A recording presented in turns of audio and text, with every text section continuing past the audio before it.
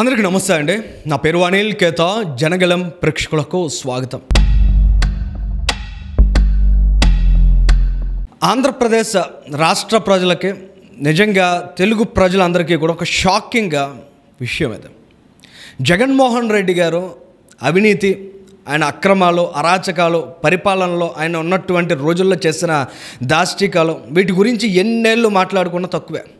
కానీ ఒక నరహంతక ముఠాని పోషించే నాయకుడిగా జగన్మోహన్ రెడ్డి ఉన్నారని, అత్యంత పాశవికంగా, కర్కశంగా ఆంధ్రప్రదేశ్ రాష్ట్ర ప్రజల మీద కక్ష తీర్చుకోవాలనుకుంటున్నాడని, తన అధికారం సాధించడానికి, తిరిగి రాజకీయంలో తను నిలదొక్కుకోవడానికి ఎంతటి దుర్మార్గాలైనా చేయడానికి వెనకాడ్డనే విషయం ఇటీవలి కాలంలో గమనిస్తూ ఉన్నాం.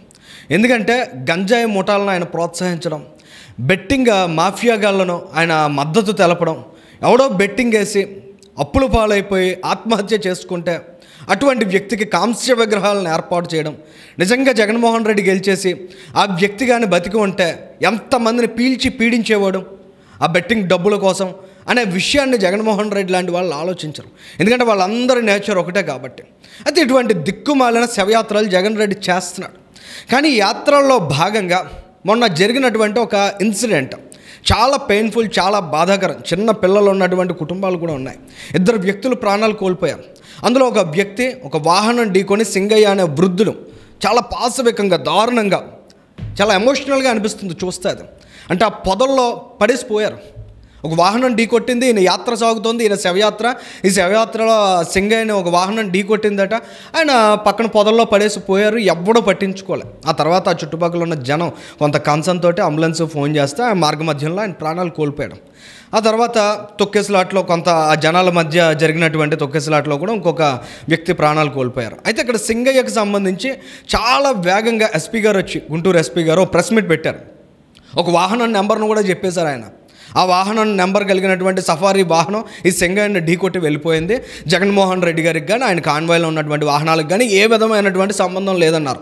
అదొక ఫ్యాక్ట్ చెక్ కింద ఈ వైసీపీకి సంబంధించిన దిక్కుమాలిన సోషల్ మీడియా అంతా కూడా ప్రచారం చేసుకుంది. కానీ ఇవాళ రిలీజ్ అయినటువంటి వీడియో చూసిన తర్వాత వీళ్ళంతా తలకాయలు ఎక్కడ పెట్టుకుంటారనే సందేహం కలుగుతుంది. ఎందుకంటే ఎంత దుర్మార్గమా, ఒక వ్యక్తి ప్రాణం కోల్పోయిన తర్వాత కూడా ఆ శవం మీద కూడా రాజకీయం చేసేటువంటి దిక్కుమాలిన ఆలోచన. కనీసం ఆ వ్యక్తి పట్ల కన్సర్న్ ఉండొద్దా? అరే ఇలా జరిగింది, నా వల్ల ఒక పొరపాటు జరిగింది అనేటువంటి ఇంగితం లేనివాడు ఆంధ్రప్రదేశ్ రాష్ట్ర ప్రజలకు నాయకుడిగా ఉండడానికి ఏమైనా సరితూగుతాడా, అర్హత కలిగి ఉంటాడా? ఇలాంటి విషయాలను ఖచ్చితంగా ప్రజలు ఆలోచించాలి. ఆ వీడియో చూసినట్లయితే రప్ప నరుకుతామన్నాడు కదా, నిజంగా ఆయన నరకడం కదా, ఆయన అనుకున్న వాళ్ళందరూ కూడా నరికేటువంటి ముఠాను తయారు చేశాడు జగన్ రెడ్డి. అంత పైశాచికమైనటువంటి ఆలోచనలు కలిగి ఉన్నారు వాళ్ళంతా.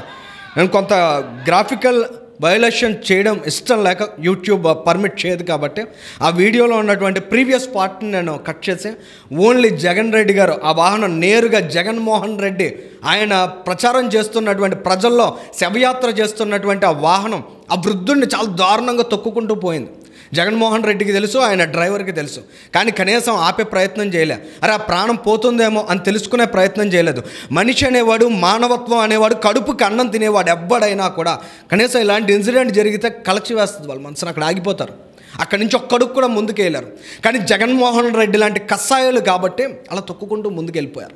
ఆ తర్వాత ఆయన సైకో ముఠా చేసినటువంటి ఓవర్ యాక్షన్ కూడా మీరు చూసినట్లయితే ఇటువంటి దిక్కుమాలిన రాజకీయ నాయకుడిని ఆంధ్రప్రదేశ్ రాష్ట్ర ప్రజలు ఏ స్థాయిలో తరిమికొట్టాలనే విషయం కూడా అర్థమవుతుంది.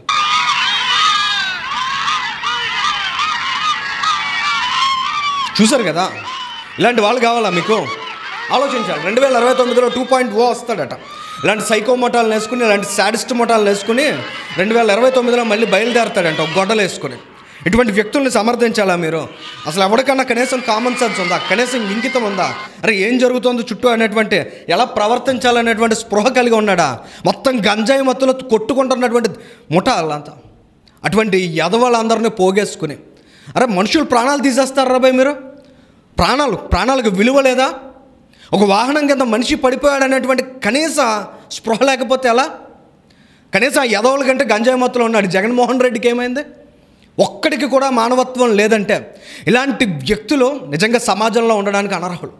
సమాజం అటువంటి వ్యక్తులను యాక్సెప్ట్ చేయకూడదు. వాళ్ళ రాజకీయాన్ని కాదు, అసలు వాళ్ళ ఉనికిని కూడా యాక్సెప్ట్ చేయకూడదు. ఎందుకంటే వాళ్ళ జగన్మోహన్ రెడ్డి ప్రత్యక్షంగా ఆయన వాహనం కింద ఒక వృద్ధుడు పడిపోతే ఆ విషయం ఆ చుట్టుపక్కల ఉన్న వాళ్ళందరూ కూడా అరుస్తున్నా కూడా పట్టించుకోకుండా ముందుకు వెళ్ళిపోతే ఆయన కార్యకర్తలు ఏ స్థాయిలో మత్తులో కొట్టుకుంటున్నారు అనేది కూడా చూస్తున్నాం. ఆయన వాహనం పోయిన తర్వాత అక్కడ క్రౌడ్ క్లియర్ అయిన తర్వాత వృద్ధుని తీసుకెళ్ళి పక్కన పొదల్లో పడేస్తే అక్కడ ఉన్నటువంటి కొంతమంది సామాన్య ప్రజలు, సాధారణ ప్రజలు, ఈ దిక్కుమాలిన పార్టీకి సంబంధం లేని ప్రజలు 108 వాహనానికి ఫోన్ చేస్తే ఆ మార్గ మధ్యంలో ఆయన ప్రాణాలు కోల్పోయాడు. సో ఏదేమైనా జగన్మోహన్ రెడ్డి గారి మీద ఈ విషయంలో కూటమి ప్రభుత్వం చర్యలు తీసుకుంటుందా లేక ఉపేక్షిస్తూ పోతుందా? ఎందుకంటే ఉపేక్షిస్తూ పోవడానికి కూడా అవకాశం ఆస్కారం కనబడుతున్నాయి. అటువంటి దిక్కుమాలిన రాజకీయ పరిస్థితులు ఆంధ్రప్రదేశ్ రాష్ట్రంలో ఏడ్చాయి. కాబట్టి జగన్మోహన్ రెడ్డి సింపతి కోసం ఆడే డ్రామాలని తట్టుకోలేక ఆంధ్రప్రదేశ్ రాష్ట్రాన్ని విచ్ఛిన్నం చేయడానికి ఆయన వెనుక ఉన్నటువంటి ఒక సైకో ముఠ ఎప్పుడు సిద్ధంగా ఉంటుంది. కాబట్టి చాలా అంశాల్లో చూసి చూడనట్లు జగన్మోహన్ రెడ్డి తప్పు కనబడుతున్నా, చాలా క్లియర్గా కనబడుతున్నా. ఎందుకో కూటమి ప్రభుత్వం కాస్త సంయమం పాటిస్తాం. కనీసం ఇటువంటి అంశాల్లో అన్న కఠినంగా వ్యవహరించకపోతే, అక్కడ బాధ్యులైన వాళ్ళ మీద చర్యలు తీసుకోకపోతే వ్యవస్థల మీద నమ్మకం పోతుంది. ఎందుకంటే నేరుగా జగన్ రెడ్డి వాహనం కింద అంత క్లియర్గా ఆ వృద్ధుడు పడిపోయినటువంటి దృశ్యాలున్నా ఎస్పీ గారు ఏ విధంగా ప్రెస్ మీట్ పెట్టి చెప్పారు, ఒక వాహన నెంబర్ను కోట్ చేసి మరీ చెప్పారు. ఆయన దగ్గర ఏదైనా ఆధారం ఉందా ప్రెస్ మీట్ పెట్టే సమయానికి? ఆ వాహనం నెంబర్ని ఏ విధంగా చెప్పారు? దాన్ని సోషల్ మీడియా ఆ స్థాయిలో ఎందుకు ప్రాపగండా చేసుకుంది? వైసీపీకి సంబంధించి వాళ్ళని ఎలా డిఫెండ్ చేసుకున్నారు? ఇలాంటి అంశాలన్నీ కూడా ఇవాళ ఆంధ్రప్రదేశ్ రాష్ట్రంలో ఉన్న కూటమి ప్రభుత్వం మీద జరుగుతున్నటువంటి కుట్రను వైపు ఆవిష్కరిస్తున్నాయి. At the same time Jaganmohan Reddy మనస్తత్వం, ఆయన ఆలోచనలు, ఆయన ప్రవర్తన, ఆయన నడవడిక, ఆయన ప్రతి అడుగు కూడా రక్తంతో నిండిపోయిందనే విషయాన్ని కూడా ఇవాళ స్పష్టంగా చూపిస్తున్నాయి. Thank you.